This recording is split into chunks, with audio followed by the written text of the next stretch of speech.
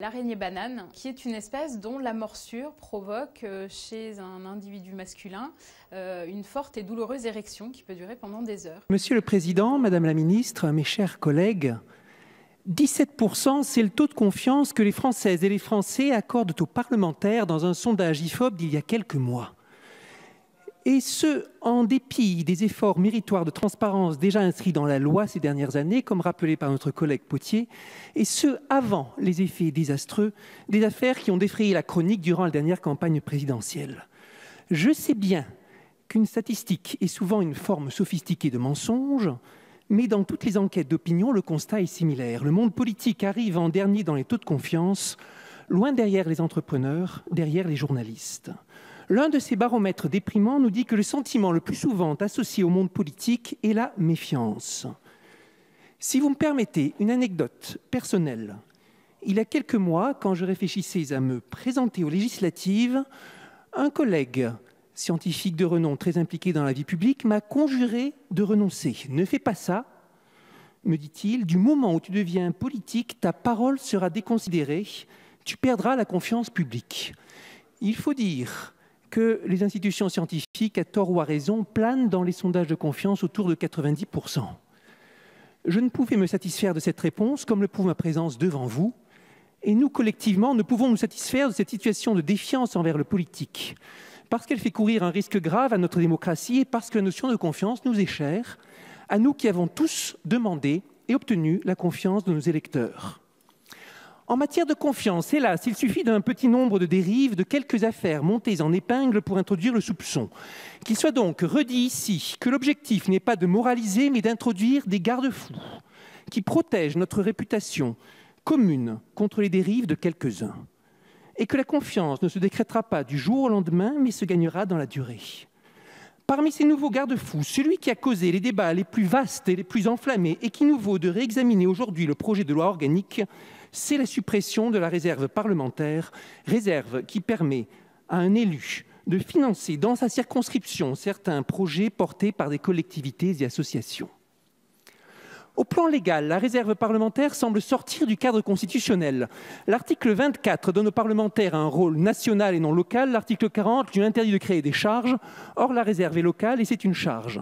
Le contournement technique de cette contradiction consiste à ce que cette réserve proposée par les parlementaires soit décidée et distribuée par le gouvernement sous forme d'amendement à la loi de finances. Notre collègue de Courson a pu résumer cet état de fait en disant abruptement en commission que la réserve parlementaire n'existe pas. Mais alors, me direz-vous, si elle n'existe pas, que valent nos longs débats sur la question ?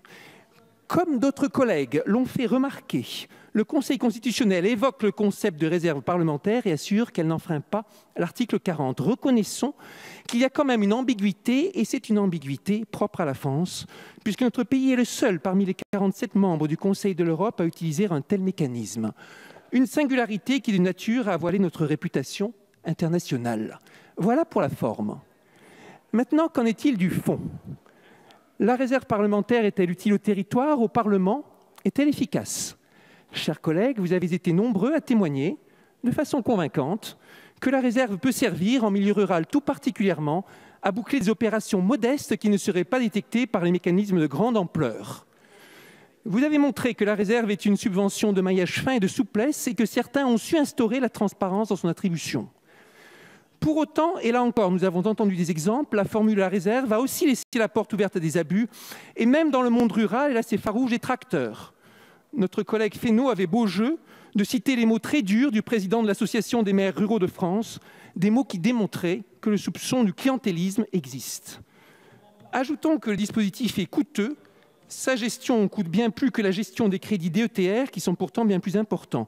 On me répondra que c'est le prix d'un système qui travaille à un échelon plus fin et avec des montants plus réduits. Mes chers collègues, je suis convaincu qu'il est possible de mettre en place un système de redistribution moins ambigu et tout aussi efficace. Quel système ? Ce sera notre devoir de parlementaires de contrôler impitoyablement sa mise en place par l'État. Et il sera légitime que ce système de décision tienne compte de la voix des parlementaires, toujours à l'écoute du besoin des territoires. Il a été répété 100 fois en commission ou dans cet hémicycle que la suppression de la réserve favoriserait le syndrome du député hors sol. Mais je prendrai position, comme nombre de mes collègues, en estimant que nos discussions de terrain, notre capacité à influencer le débat public local, à transmettre de bonnes informations et favoriser des projets méritants avec la légitimité du suffrage universel, peut se réaliser sans l'exercice direct de notre réserve. Merci, monsieur Villani. Ces longs débats ont eu le mérite que sur tous les bancs de cette Assemblée, sans exception, on est attaché au statut subtil mais bien pensé du parlementaire, élu dans sa circonscription, élu national, mais toujours à l'écoute de son territoire et travaillant dans son territoire à la cohésion nationale. Merci, sur des exemples concrets.